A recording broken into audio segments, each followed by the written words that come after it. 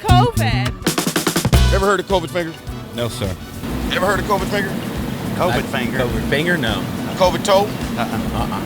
COVID feet? COVID feet? COVID butt? Never heard of it. But you, Miss Lady, Yes. said that you heard of what? COVID rash. COVID rash. You ever heard of COVID rash? Ever heard of COVID rash? No, I never even heard of COVID. What is COVID? COVID finger? What is that? What in the world is that? No. That's like frostbite. Ew. Oh, that's disgusting. I heard of COVID toe. I ain't never heard of COVID finger though. Yes, COVID toes I did hear of. Your toenails, like it's not even your toenails, it's really your toes change color. They can be a darker color than what it is.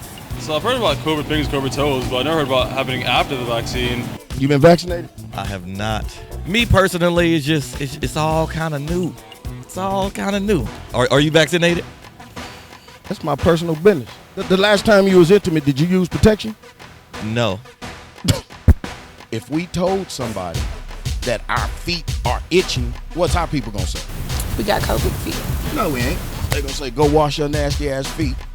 Got something to say, you wanted to play, then come running my way and ruin G status is dead. No, ready to go, about to go in, you already know. Got my instructions, now give me your audience, hand me your mic and I'm ready to blow. One for the money, two for the show, three for everybody who encouraged me to go, get it. We finally did it, I ain't never turning back, shawty. I'm fully committed to my beliefs, I'm committed to the city. I'm about to give them what they want, what they need, what they ask for. Give them what they want, what they need, what they ask for.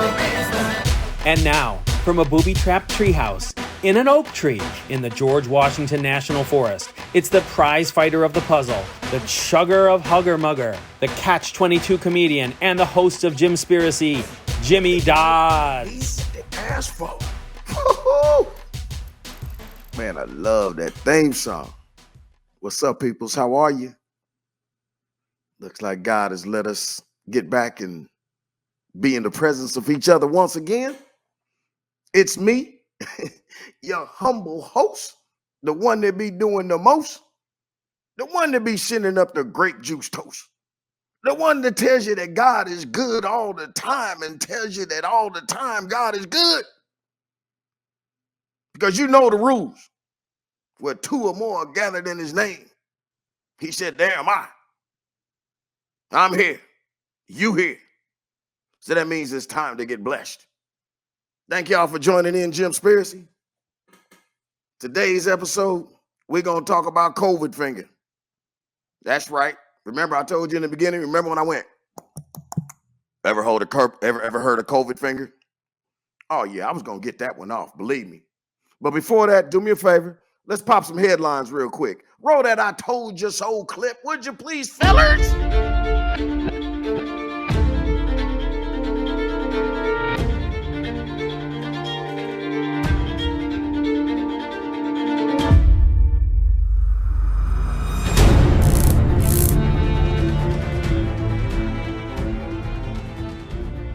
I told you so.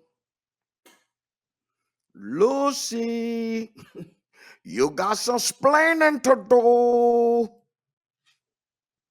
right, man. First of all, man, I'm sorry. I tried to avoid this. I didn't want to tackle this subject. This subject almost could have came back under. Remember that one time I said I wanted to come up with a special segment called "My People Ain't Crap"? Man, I didn't want to say that because that wasn't nice. Anyway, man, on this first story, man, you've all heard this story. In case you haven't heard the story, Bishop Lamar Miller Whitehead. He's a pastor in Brooklyn. This poor young man was robbed in front of the congregation. Can we roll this clip and show the people exactly what happened to the poor man? Yo. All right. As Bishop Lamar Whitehead delivered his sermon inside his church in Canarsie, the Leaders of Tomorrow International Ministries, police say 3 masked, armed men burst in and stole more than $1 million worth of jewelry, including a Rolex, from the bishop and his wife. The church's live stream captured the robbery. When I see them come into the sanctuary, with their guns, I told everybody, get out. As he later recounted on Instagram, Whitehead feared the men would harm his parishioners. They didn't fire any shots, but Whitehead says they stole plenty. Took my watch, took my jewelry, took my bishop's ring, took my wedding band. They took my bishop's cross. He responded to critics who accuse him of being too flashy. You know, it's my prerogative to purchase what I want to purchase. If I worked hard for it, I can purchase what I want to purchase. Did y'all hear that? He said, if I want to be Bobby Brown, it's my prerogative. Come on, man. This man was robbed for $1 million worth of jewelry. Okay? Okay. $1 million worth of jewelry. How you gonna have $1 million worth of jewelry and your name not be called Bishop Don Juan? And the congregation just sitting there. He's talking about, did y'all see I got robbed? The congregation like, hell no. We gave all our money to you. Our lights is cut off. Man, let me tell y'all something. I told y'all before, man, hey, I'm unemployed right now, man. Okay? I'm going to tell you right now. If I known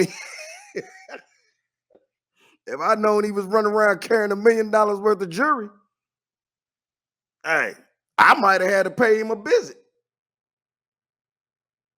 Because as hard as times is right now, he liable to being hit like some good weed, man. He better be careful. Hey, I would have been acting like Ice Cube on First Sunday. Now, just so you know, I'm not the one that started piling on him. Everybody's been giving the brother the business, including DL Hughley. DL Hughley got on him. DL Hughley gave him the business. And I guess the pastor must have got into his feelings. Check out what the pastor had to say to DL, man. Listen, DL Hughley, let's meet in the ring, right? In the name of Jesus, right? Let's meet in the ring, DL Hughley.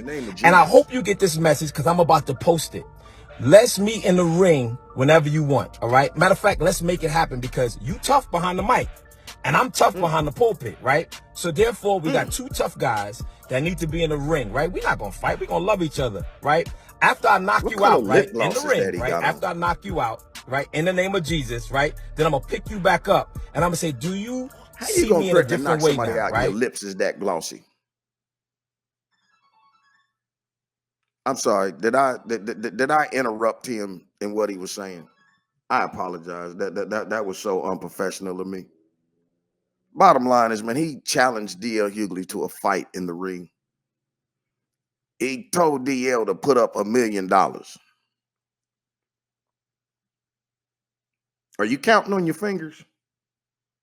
Bro lost $1 million in the name of Jesus, but he got another $1 million to put up just to whoop DL Hughley's ass.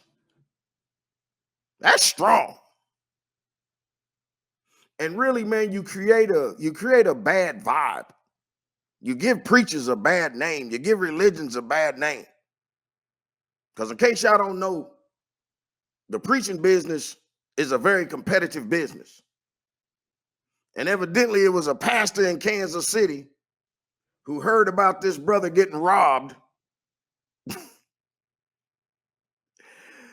Roll the video, man. See, that's how I know you still poor, broke, busted, and disgusted because of how you've been honoring me. I'm not worth your McDonald's money. Hell no. I'm not worth your Red Lobster money. Hell to the no, to the no, no, I'm not no. worth your Gucci. Nope. You can buy a Movado watch in Sam's. Yes, you can. Yes, you can. And y'all know I asked for one last year. Here it is the whole way in August. I still ain't got it. Y'all ain't saying nothing. Let me kick down the door and talk to my cheap sons and daughters. I don't want to hear no more excuses about what y'all can't afford. You can't afford it because you don't see the value here. Y'all hear from y'all pastor and father, I'm over y'all. Man, cut that off. Cut that off. Did he just say, I'm over y'all? What that mean?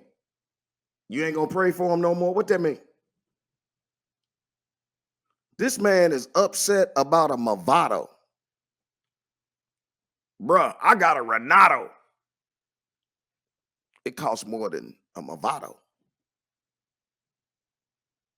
I got an idea. If you want a Movado and they so cheap and they come from Sam's Club, this is just an idea. Maybe I'm wrong, but why don't you go get you one? But anyway, nonetheless, man, I can't. I don't like that. I don't understand. That gives black churches, that gives black preachers a bad name. And this is, and I think it's on. I mean, is this not what they say about black churches and black preachers? This is the excuse that we all give for not going to church. Oh, there ain't nothing but pimps in the pulpit. Hey man, that's a bad look. And you want to get in your feelings because he got a Rolex and you want a Movado. Okay, man. You know what? God bless you. Hey, I'm gonna tell you what. I know some members of a congregation in Kansas City. You come up there, hey, you lucky because people in Kansas City been known to get with the preacher when they get crazy. So anyway, that's neither here nor there. God bless you. People, beware of false prophets. Beware of wolves in sheep's clothing. Just because it bark like a duck and quack like a duck, don't mean that it always tastes like a duck. Okay? All right. Now, let's get on back to business here. You see our Twitter poll? Our Twitter poll, we talking about COVID fingers, COVID toes. Take a look at this picture right here. Take a look at it. So y'all tell me something. What do you think? Is this caused by the jab? Is it just an urban legend? A Jim Spearsy? Or another one of them? Never heard of it. Go respond to it. Tell me what you think. By the way, go to YouTube, hit the like, hit the subscribe. Please, somebody share this with a friend. I'm getting hungry. It's kind of reminding me how I was in high school. I'm getting desperate. Okay. Hit the subscribe, hit the notifications. Go to youtube.com/Jim Spearsy. All right, man. Listen. Let me tell you a quick little story. Okay. I got COVID like most Americans. It's just a matter of what time you got COVID. Either you got the first batch of COVID, and that was the real bad COVID that everybody was afraid of, that they were scaring the hell out of everybody with the ventilators. That was that first batch. And then you got the second batch, which wasn't that bad, okay? And I think I got that second batch, which really wasn't that bad. It was around August of last year. And after I had that bout, I ended up having surgery, intestinal surgery in October or something, sometime around there. And they actually said that that surgery, that intestinal surgery, was related to COVID. And I then contracted COVID again in January. That's when we had the super spreader event there at Fearless, and everybody got sick. And that was the Omicron, whatever that was. Okay. Now, a couple of weeks later, now this was really interesting because a couple of weeks later, my fingers started hurting. Just started hurting a little bit. My son Deucey thought it was funny, you know, he's making fun at me. He cracked a little joke. I'm going to the washroom and I look and there's a little finger on the floor. You know, my son got a little joke. Okay. So I go to the doctor. Actually, I go to urgent care, man. They give me some antibiotics and I think it was 14 days and said, take these and come back. Took those, kept swelling. It just kept on. It didn't go away. I did the Contagious video. We did that with Jamaica, and it was getting worse. And it was around that time I ended up going to the hospital. As a matter of fact, you see some of these pictures here, right? You can kind of see some of those things, how it went on. I ended up going to the hospital. And when I went to the hospital for my finger, they immediately admitted me to the hospital, and I thought that it really must have been something kind of serious because somehow or another, this thing going on in my finger was related to my heart. Okay, and then they ended up telling me that it was blood clots, and the blood clots were going through my system. And I was pretty much in the hospital for 3 days. While they finally decided that your heart's okay, but you're gonna probably end up losing that finger. Okay. And the nurse was asking me if I had, would come in and they would ask you all those little dumb questions. And she asked me if I had any concerns. And I told her, yeah, I have a concern. I have a concern about me losing my finger. And I don't know if she kind of asked me some dumb question like, oh, what's your concern or whatever. And I told her, I can't play Madden without my index finger right there. See it right there. That was on my screen. I told her I cannot play Madden football without my index finger. And basically they ruled out anything serious, quote unquote. I'm not going to die, but I'm going to lose my finger. And they sent me home. And there was no reason, no cure or whatever. The only reason they could give me is they told me I had COVID finger. And when I came back and told people I had COVID finger, they thought it was a joke. Even the doctor himself, he showed me a picture of these fingers right here. He showed me this. This is what it is. And it's not just COVID finger. It's COVID finger, COVID toes. And I could make a couple of other perverted jokes, but I've been warned not to. It's kind of like the leper said to the prostitute, keep the tip. I'm sorry. I said I wasn't going to do it. Okay, anyway, the finger kept getting worse. At one point, hell, I was even asked, Jason asked me at one point about my finger. I told him, hell, I probably have cancer. He never brought it up again.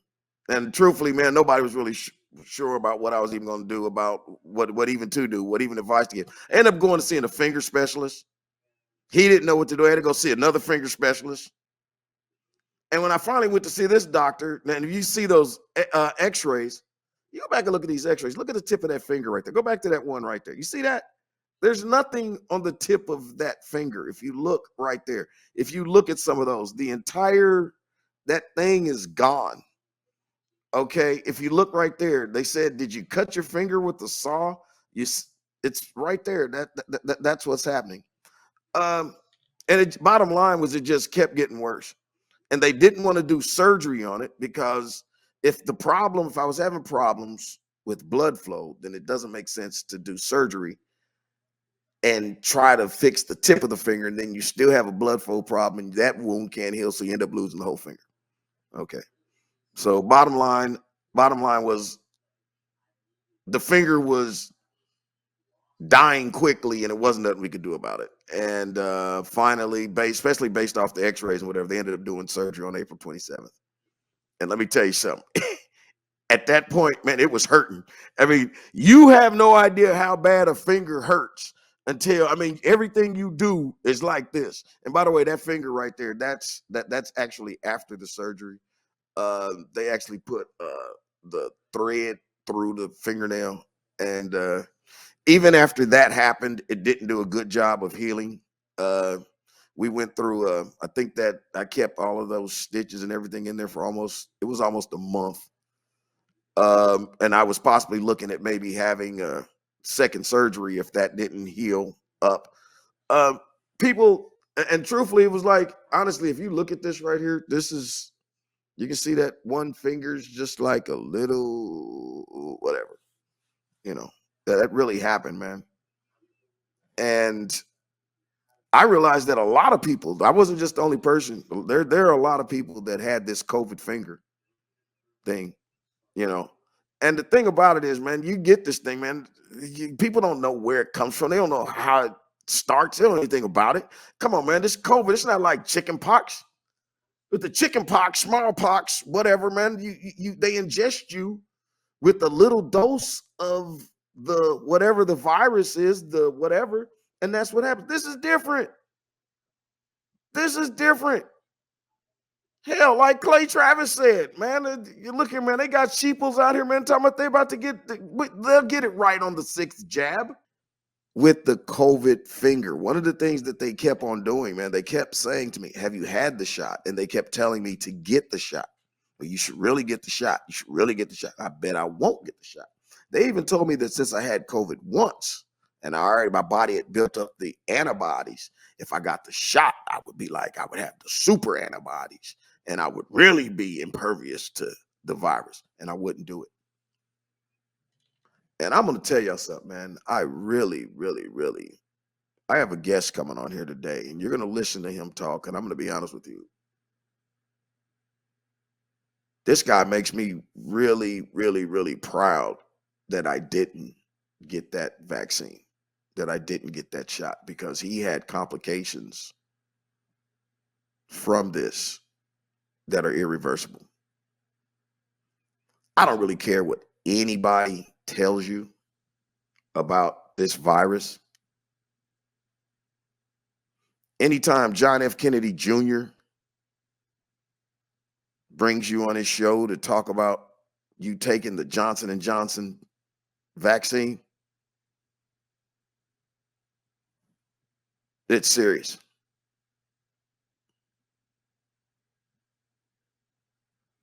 Listen, I want you all to stay tuned. I want you to listen to our guest.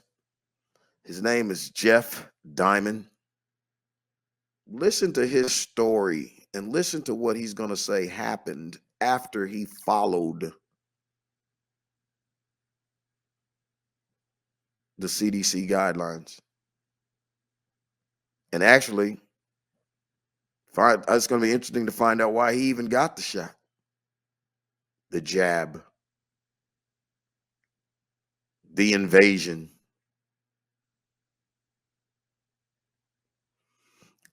Listen, man, I'm just very, very thankful.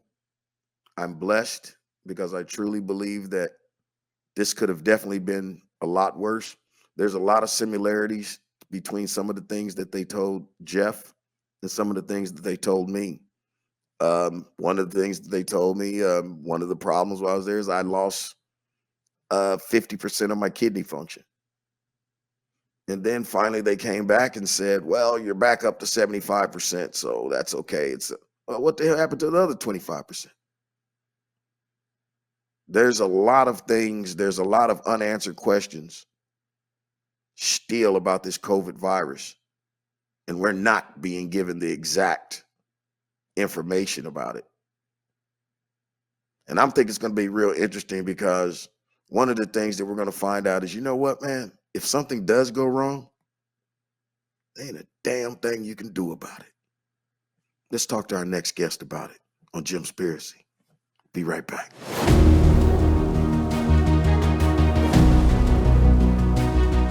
COVID fingers and COVID toes, a devastating side effect of the mysterious disease that has rocked the world the past 3 years. In 2020, COVID fingers appeared to be merely a rash and came often several weeks after the onset of other COVID symptoms. Most cases were very minor and healed quickly. But some cases were particularly gruesome, with entire fingers rotting away and dying. Amputations became more and more common in 2021. Cases of COVID finger seem to be exacerbated by the COVID vaccinations. Many new patients who had never had COVID but had taken one of the vaccines were often some of the most severe victims. As with many other COVID-related afflictions, the cause is thought to be clotting. Circulation can be cut off to the fingers and toes, leading to drastic consequences. One study in the Annals of Vascular Surgery found a doubling of amputations since the onset of COVID. Perhaps the scariest element is that America was promised that the vaccines were completely safe. If that is the case, Why are people who never contracted COVID having serious life-threatening reactions to the vaccines? Tonight, Jim Spiracy will introduce you to a guitarist who was put into a coma and lost 8 of his fingers as a direct result of the Johnson&Johnson jab. All right. Hey, we're back with Jim Spiracy. Our guest tonight is a young man by the name of Jeff Diamond. And you heard me talking about my little bout with COVID and my COVID finger. My man Jeff lost 8 fingers. A few. Jeff lost 8 fingers. And by the way, tell the people what was your career prior to losing those 8 fingers, man? Musician, entertainer, singer, played guitar that was my main instrument for well over 60 years.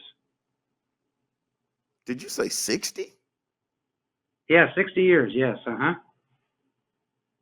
Come on, man. You looked, man, wait a minute, where'd you start playing when you was like 2, 3? I'm 60. Well, about 9 years old I started. 9 years old. Man, you look good, man. You look I still good. got most of my hair, most of it. Hey, you know what? To all of you young men out there, there's some things that you really, you worry about. Hey, man, your hair is very important. It's very, very important. So listen, Jeff, do me a favor, if you would, please, just tell us about your story real quick, the best you can. Well, last year I had a gig outside of Atlanta, not too far from Atlanta, Georgia, and I came back. That was on the 4th of July. And I got back. I'm currently based, I've been in the Twin Cities of Minneapolis, St. Paul. I've got a place in Las Vegas too. But I had a gig, and 4th of July, and I drove. I didn't fly, I drove. I like to drive. Anyways, I got back from the gig, and I had scheduled a Johnson&Johnson COVID shot. And the reason I got the shot, because I kept putting it off, I didn't want to do it. I was taking care of my mom.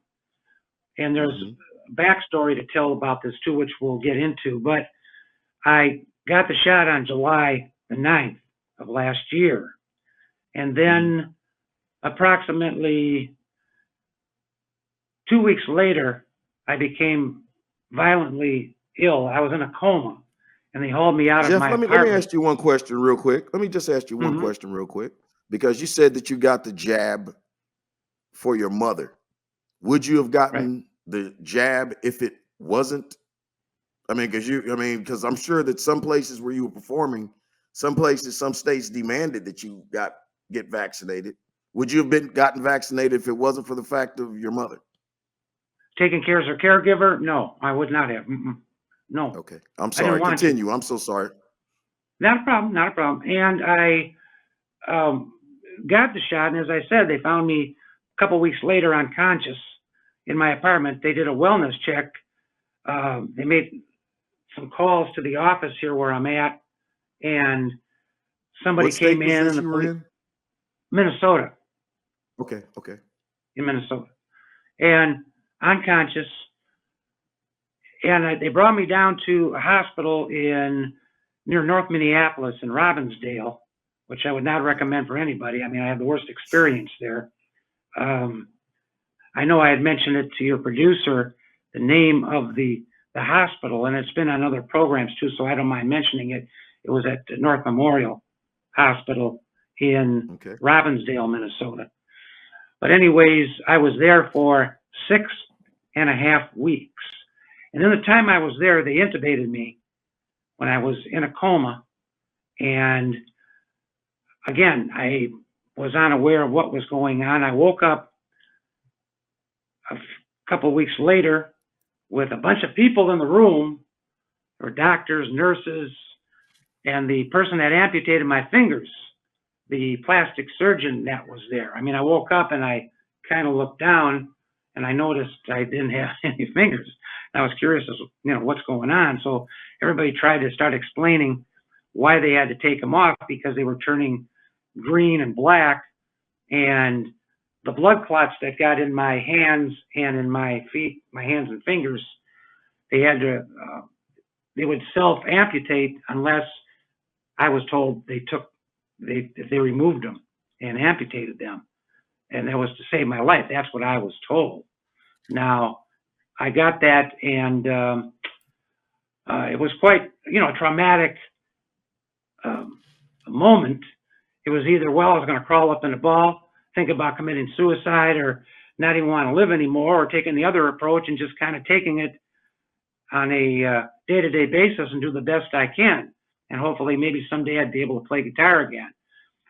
I was in there for, as I mentioned, with other problems too that came about with it, because I had no kidney function, had no balance, couldn't walk, couldn't do a lot of things. So a lot of things had happened.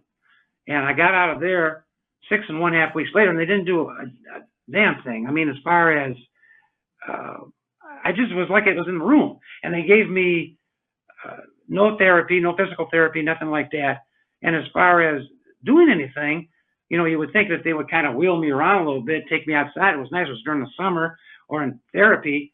But again, the doctor didn't order it, chose not to, which I would have loved to have done. So there are a lot of things, obviously, that they didn't do. And again, after I got out of there, I went to a transitional care nursing home, and I was in there for a month and a half trying to get better. And I got to say that they definitely brought me back to life. I mean, there were some things that they did there that I didn't want. Obviously, a lot of I should bring up too, that medication I was taking in the hospital, I found that they were giving me antipsychotic medication, and they were giving me this, giving me that. When I found out, because I had asked, when I had the faculty and the senses to do it, woke up, I said, "What's this for? What's this for?" And I said, "I'm not taking that. I mean, I'm no way. I mean, I was in perfect health before. I had no mental issues. Why was I taking antipsychotic medication?" And what reason were you given for that? Correct. They didn't really have an answer. They said, "We're just not going to give it to you anymore." I said, "I know you're not going to give it to me anymore." So did they even give you a reason why they gave it to you in the first place? Not really. Apparently they didn't know. Once they saw my record, I mean, they could have seen I was wasn't on any of this stuff. And why give it to me? So I had asked, but there really wasn't an answer given for that. Apparently the doctor maybe thought I was so depressed, or what I was going through with the fingers and this and that. That's why they gave me this particular medication. If I may ask, which version of the, I hate calling it which version of the vaccine did you receive? I got that Johnson&Johnson. It was the one that go for you the said one. You said I got that Johnson&Johnson, like. Well, that. You said I got that like. That dreaded Vaxx. Yeah. Right. Yeah, that's the one ahead. I got. I think it was called, I believe, is it Moderna? It's the Janssen Moderna, I believe it was but Johnson&Johnson was the manufacturer of this. That's what it was. So how many? Tell me this, because we're on what now? We're on like 6. We're on dose 6. I mean, so was this just your first dose, or was this a booster, or no? It was what was this? First jab, first one, first and last. Okay, had you already had COVID? No. Okay. Not that I know of. Now, when I came back from Georgia, I was feeling kind of, I wasn't myself. I didn't know if it was COVID or not. And I went in, I remember going to the emergency room a couple times, or trying to make an appointment at the doctor that I was seeing here in the Twin Cities, the Minneapolis, St. Paul area. So I come to find out now, what they told me is that I had mild COVID. But again, why did I get the shot? I was told nobody said anything. And if I had the shot and they tested me, and I had COVID. Why was I given the shot? Because I was told that you shouldn't get a shot if you have the COVID, but I got the shot. And as I say, 2.5 weeks later, the condition that I was in, that's what it turned out to be. I got COVID. And I might as well bring up a very interesting point here, because I was taking care of my mom as her caregiver. Okay. And right now she's in hospice. She's got dementia real bad. I got a call the other night from the nursing home or the hospice place where she's at. They said, well, we're required by law. She fell out of bed or something. So they tried to call some other members of my family and was told that they couldn't reach them. So they called me, and come to find out, well, she fell out of bed and she's got COVID. I said, what? I said, she's got the shot. I thought the shot was supposed to stop, that supposed to help prevent COVID. And here she got the shot, and I'm thinking to myself, wait a second. I thought these shots are supposed to prevent you from getting this. So that was quite amazing. Very amazing. Well, come on. I really don't want to. I don't want to go down this road, but I find it to be. I don't want to use the word amazing, but come on, man. How many people have we seen just recently? Everybody that you see now that has COVID has already been vaccinated. They've already had the shot. And I thought that the purpose of the shot was to not get COVID. Right. I had a bout with COVID about a year ago in August last year. I had a bout with COVID. And once I recovered from COVID, one of the things they say is, would you like to get the shot? And of course, just with my knowledge that I had, I know I don't want to get the shot. And man, do you know that they really tried to upsell me and try to tell me that since I had the antibodies for the COVID and I already had the self antibiotics, if I got the shot, I would be like I would have superpowers and would never, I mean, really? I mean, did you hear something to the effect of that? No, nothing like that at all. Nothing. But I mean, it's just something that, I mean, they've tried. It was a lie that they was trying to tell people. Yeah. I mean, just way too much as far as, but the bottom line is, I'm not trying to tell anybody what to do. It's their life. But I mean, just do your homework. I mean, you can see what happened to me and other people. And it's no, I mean, I don't buy it. Personally, I just don't buy it. Mm-mm. Mr. Diamond, I saw you on a John F. Kennedy Jr. show, and I saw you were talking about this. This was the reason why I had to get you on the show to discuss this with you. But he made a very interesting comment to you, and you said that what's the status now with you and Johnson&Johnson and your attorneys? Well, you can't sue my understanding is you can't sue the pharmaceutical companies. They put blanket immunity on all these companies that produced the vaccine, and they have a blanket immunity. I thought it was something like 50 years. I was told by somebody it's like 50 or 75 years, but somebody said it was an unlimited amount of years that you can't sue them. So there was a forum that supposedly called CIPC court that you could go and take this to, but that's run by a bunch of bureaucrats. And my understanding is there's not been anything awarded through this particular platform as of yet, but we're going through that as of right now.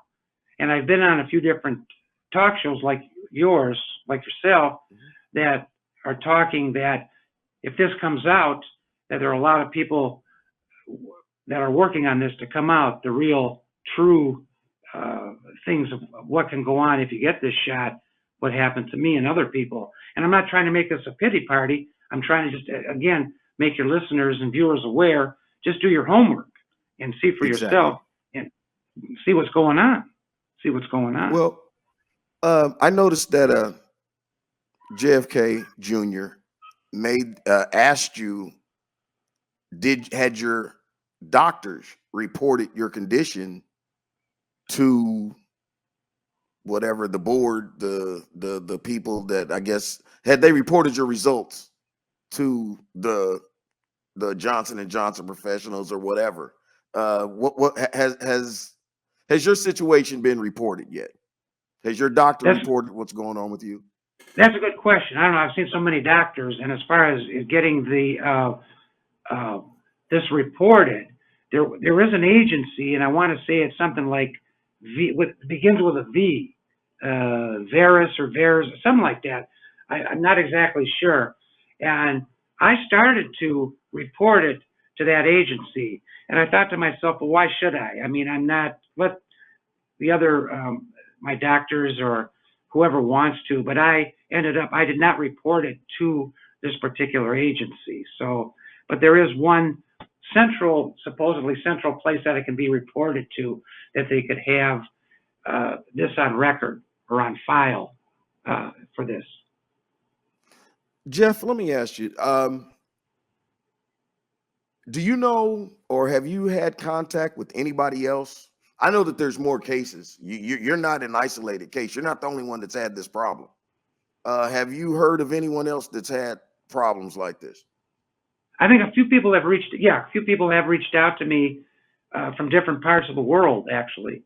And I've heard from people in Australia, and I've heard from people in Germany and over in England, in the UK, excuse me, that a couple people have said that they have gone through, but nothing with amputation. There I see something's up right now that that's exactly what happened to me, I was told. That we're seeing right now. Exactly something just like that, but they turn green and black. Exactly what happened to me on my digits. This picture right here was actually the picture that my doctors gave me, that pulled up on his phone to explain to me what was going on with my finger. And you used the word, you said, did you say home amputee? Or I mean, they literally sent me home and told me that they said, well, you're not going to die, but you're going to lose the tip of that finger. And so whenever I would call the doctor and tell the doctor about what was going on with my finger, and I was saying, man, there's junk coming out of this finger, and they would ask me questions like, does it smell? I'm like, huh? You know, and what they were really, it was really, they wanted to know at what stage it was of the decomposition. I mean, does that, anyway, man? You mean like pus was coming out of there, and it had a very unusual smell. So they were kind of asking you, they wanted to see, I mean, didn't you go in and show them that, let them smell for themselves to see, figure it out? Yes, it was an ongoing battle. It was an ongoing battle. Let me ask you this, Jeff.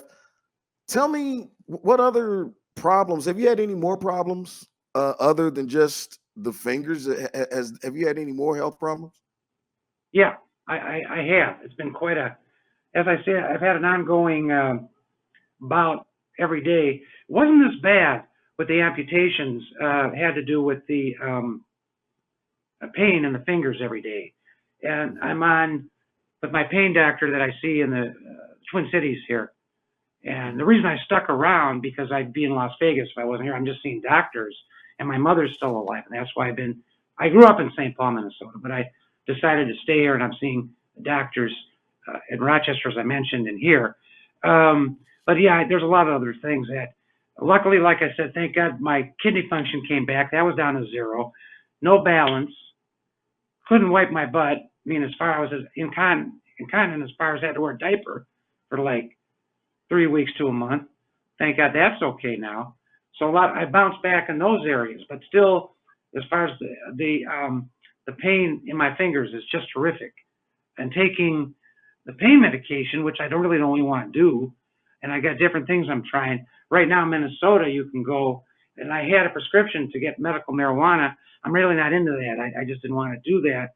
But I started taking the gummies, trying that, and trying some different things, and the drugs that I'm on. I have some family members. I have some family members that live in Minnesota. I I could possibly get you some edibles sent your way if you'd like. I don't know if I'd take them before I get on an airplane or not, but I'll get you some edibles if you want me to. Is that like, okay? You can buy that, the Delta 8 and the THC and all that, which I had to learn a little bit about. But there's a place a friend of mine has down near Rochester, Minnesota, that is a pot farm down there. It's all legal. He's been doing it for a long time and buying the, as far as that goes. I have another friend of mine one of Prince's guys that actually was Prince's manager for the first 10 years of Prince's career. And I knew Prince as well. I met a lot of people. We'd be here for 5 hours talking about the people I met, so like you too, that just never know how you're going to meet people, where you're going to meet them, the situation. You just meet a lot of people. How'd you meet Prince? Stories. Hold on. Stop. You can't just drop a Prince. Okay, go ahead. I got 5 minutes. How'd you meet Prince, man? Because now listen, I have family in Minnesota. I was getting ready to ask you what part of Minnesota you're from. I have family in Minneapolis. You said that you kind of hung over there in the ratchet part of town, the St. Paul part of town. But go ahead, tell me your Prince story, man. Well, I grew up in St. Paul, but I worked since I've been 9 or 10 years old as a professional entertainer musician. And it ended up, too, I worked in radio for quite some time. I was on the air. I was Lord Jeffrey on KUXL, which was here in the Twin Cities. That was a daytime radio station. It was 1570, and we played R&B, and during the afternoon and daytime stations, there were preachers on in the morning, and I was on. So the station went from sun up to sundown, 12 months out of the year, and that was KUXL. And I worked playing music, and the kind of music that I really loved to play was with a lot of soul, R&B, jazz, blues, a lot of black groups that were from the Twin Cities. And obviously Prince used to come by to several of the places that I used to perform at as a musician, as a guitarist. And that's how I met Prince. So he used to sit in, and quite the talent as far as that goes. But I used to work with Sonny Thompson, who's a bass player. And Sonny was with Prince in the Revolution. And Sonny, tremendous player. He's with James Brown, too. A lot of people, a lot of artists. But James Brown rings a bell that I remember that Sonny was with, but also with Prince for quite some time. I played bass and guitar. So that's how I met Prince, that I used to work. Again, a lot of the clubs in the Twin Cities here, and that's how we met. Well, the entertainment field in Minneapolis, it's like any other place, but for a minute there, 25, 30 years ago, Minneapolis was the place. You know what? Just for the heck of it, have you ever heard of the singer Alexander O'Neal? Sure, of course. Yeah, I have. Okay, so I happened to be in Minneapolis visiting, and we went. The store that back in the day, the record store I would always love to go and visit was the Electric Fetus, the Electronic Fetus. Yeah, Am correct. I saying it right? Yeah, Okay. Electric Fetus, I believe it was. Yeah. Okay, the Electric Fetus. I go in. My cousin and I are walking into the Electric Fetus. Now, my cousin lives in Minnesota. We're walking into the Electric Fetus, and out walks Alexander O'Neal. And I look and I go, "Oh, yo." And I'm like, "Hey, man, what's up? How are you doing?" You know, we shake hands. And I say to my cousin, I say, "Hey, man, do you know who this is?" And he goes, Yeah. I work with you down at the factory, don't I? No, man, that's not who that is. But no, man, Minneapolis was the sound and that came out of Minneapolis, and just that era. Then you also had Jimmy Jam and Terry Lewis that came through there. You didn't throw their names out there. Oh, so talented. Yeah, very talented. Paisley, which is in Chanhassen. I'm in Minnetonka at the moment, but very, very famous, very famous. We had a lot of very, very fine players here. Other players that came out of here, Bobby Lyle keyboard player, absolutely fabulous. Has worked with so many different people. Willie Weeks, Wendy and bass Lisa. player.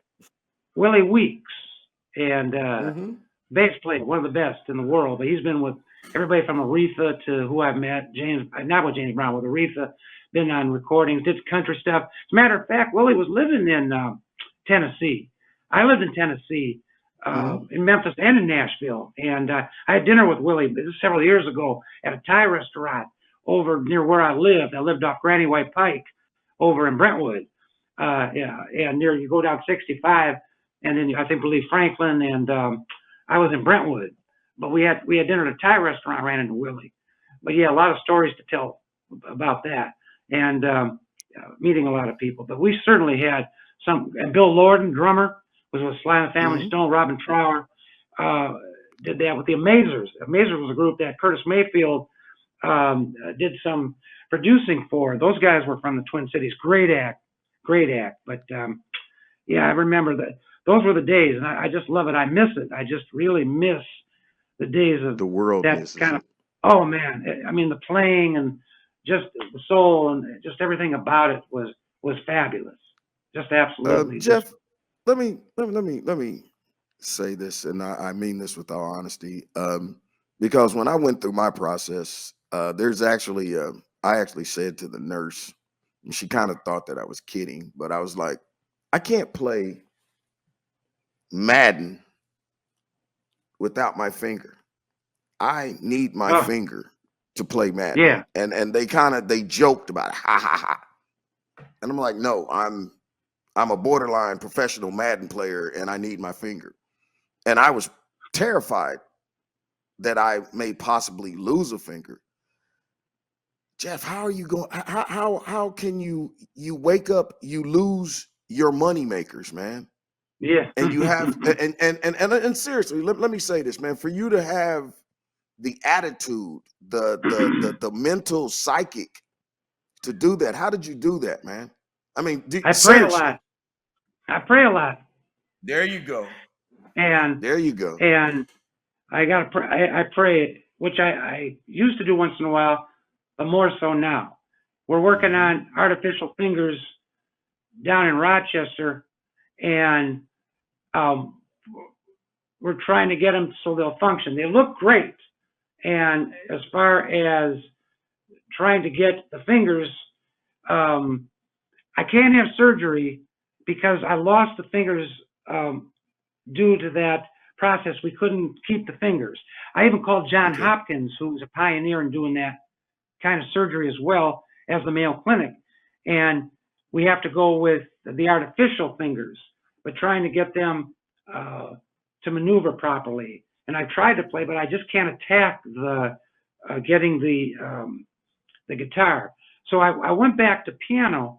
It's funny how I'm without my fingers and I'm trying to use my thumbs and hit the little pinky like this or go like this with the elbow. I'm just trying to hit whatever I need to. And I bought a keyboard that's got all the bells and whistles on it that can make, so I'm playing a certain scale. I can only hit a couple notes because of the fingers. I can't get to all of them. So the piano will take it a step further, this one I've got, and it'll sense it and play certain chord, or it'll hear it when I'm doing in my show, certain song, and it'll kind of, but I'm trying to put that back into my show, if you will. You can get you one of those little voice boxes like Roger Troutman had, you know. Oh, that more bounds, more bounds. You know, you could probably get one of those. Hey, tell me, Jeff, what's next for you, man? You do online concerts on Skype, right? Yeah, I do. I use different platforms. I was one of the first. As a matter of fact, I don't know of anybody else years ago when Skype first came out. I was one of the only person that I know that used to do like singing telegrams on Skype. And I used to put on shows too. I could do a half hour, an hour. So I would broadcast to somebody over in England, or could be Germany or Australia. And I would put on a show, and then they could feed that out, send that out to anybody they wanted to anywhere in the world. It was just kind of like a chain type of thing that went on. So I would do a show. I would do like an anniversary type of show if they wanted, or take requests on the fly and play because in my show, I do my one-man band. I do everything from Prince to Frank Sinatra to Bruno Mars to Tony Bennett to ZZ Top to Cher. I'm just all over the place. I do a lot of different things and singing a lot of different things. But thank God my voice is starting to come back a little bit, and I've been working with that all the time and trying to get my vocals back into shape. Because there was a time that, yeah, as I said, once it was pretty rough. We put your GoFundMe account up. Oh. Tell me this: how can people book you now? How can people reach you if they wanted to get even just tune into one of your concerts? Yeah, as far as I post that from time to time. I'm on Facebook. I'm also on Instagram. I'm on the different platforms.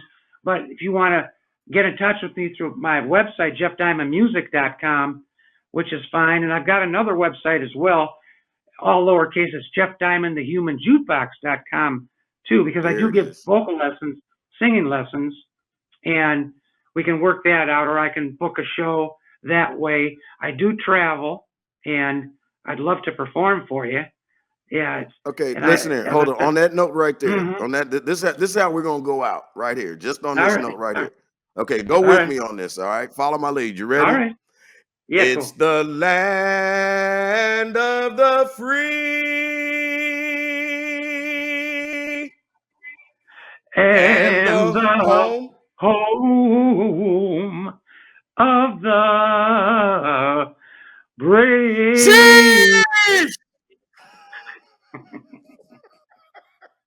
Yeah, there you go. Jeff, thank you so much for joining us, man. I appreciate you. God bless you. God bless your spirit, your soul, man, because there's a lot of people running around here complaining because they got hangnails. We got people complaining because they slammed their finger in the car door. Man, you lost 8 fingers and you running around here happy as you got good sense. God bless you. Hey, I appreciate you. We love you. Thank you so much, Jeff. We'll see you again on Jimspiracy, sir. Thank you. Thanks for having me. God bless. Take care. Thank you. God bless you. Thank you for being with us.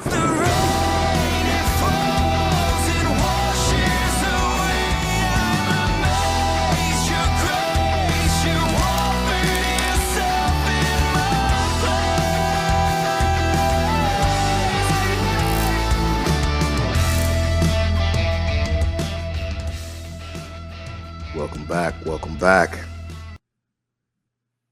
It's that time of the show. Time to hit that rap. Time to drop a little Bible story. I'm going to switch it up on you today. Today, I'm not going to give you a Bible story. I'm going to give you a Bible parable. What is that? A parable is when you take a earthly story, but it has a heavenly meaning. Huh? That's what I got for you. I got an earthly story,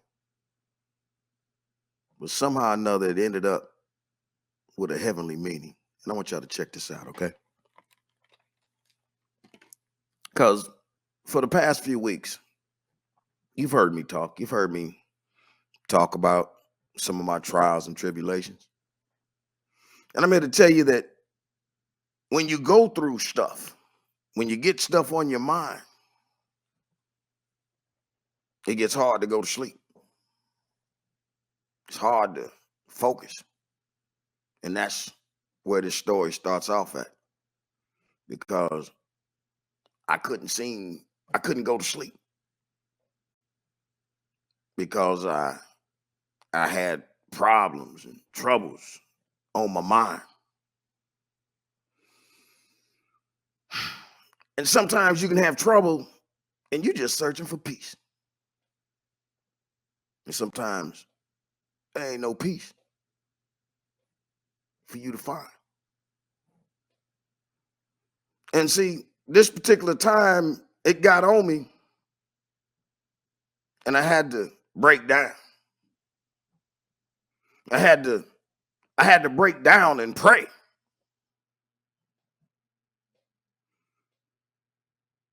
And let me tell y'all something, man. Let me tell y'all something. Let me be really honest with you.